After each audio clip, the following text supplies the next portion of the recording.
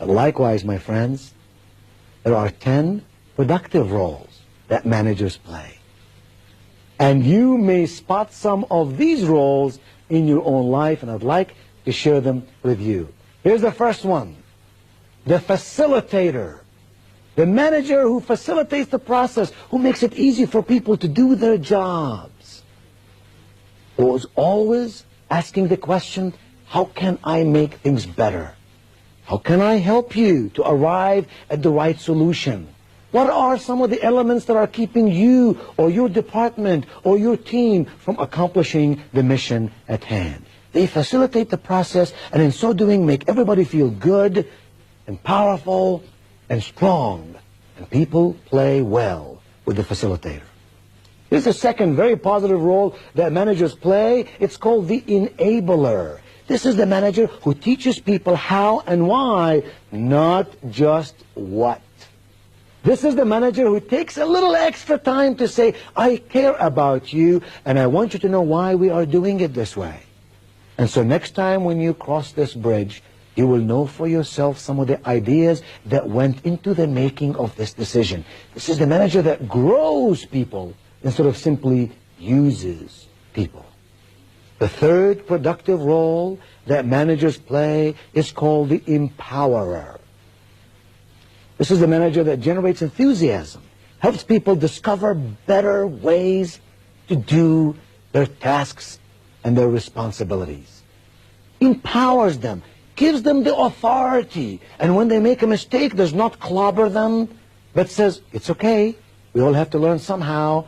This is the manager who says, if you take risk out of life, you take opportunity out of life. As long as it's calculated risk, as long as you think through it carefully before you do it, go for it and make it happen. That brings us to the fourth role that managers play productively, and that's called the guide. This is the manager who sets a good example, leads people to peak performance, and does so by his or her own behavior. These are the managers who don't say, do as I say, but rather say, yes, indeed, do as I do. They're the guide. They show us the way, and they lead us to prosperity and success. The fifth role is called the encourager. This is the manager who helps people believe in themselves, lifts people when they feel down, but without assuming the responsibility for their problems. Do you know the manager I'm talking about?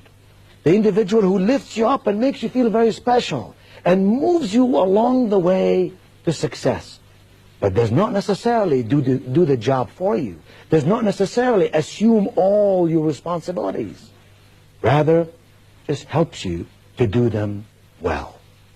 The sixth role is called the complimenter. This is the manager who tries to catch people doing something right and then rewards them for it.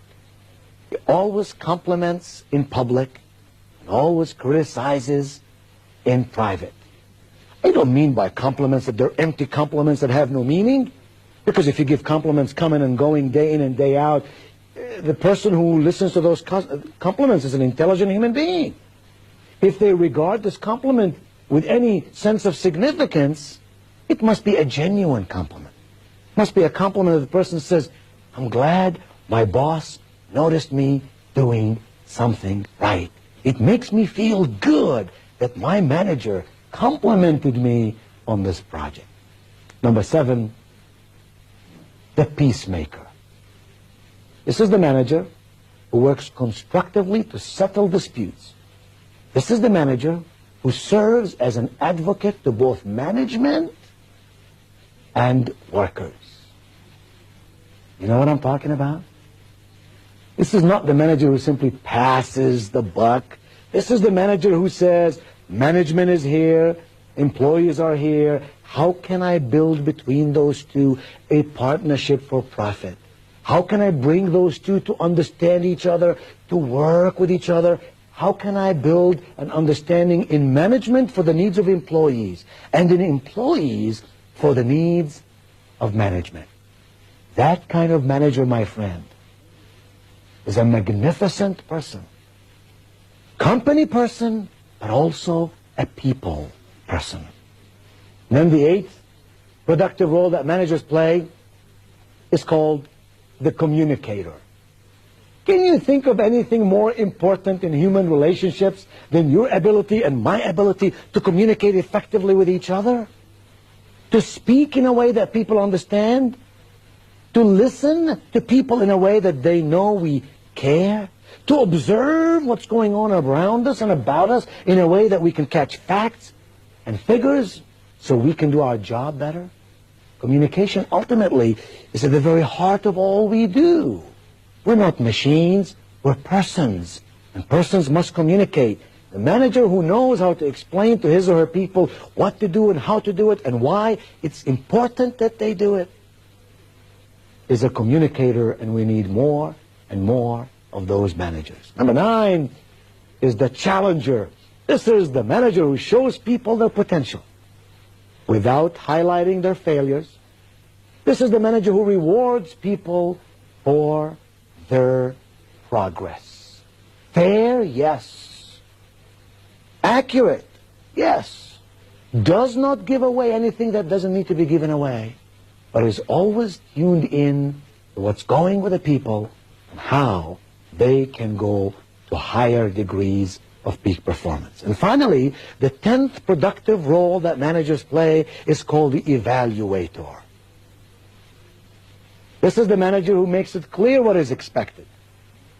This is the manager who inspects the results and lets people know exactly where they stand. Don't you love the person who evaluates the process and shares with you in a loving way the results? You know at all times where you stand with them. There are no hidden agendas. You're not afraid of the unknown. You know where you are. And when you do something well, they reward you. And when you don't do something well, they tell you how you can do it better the next time.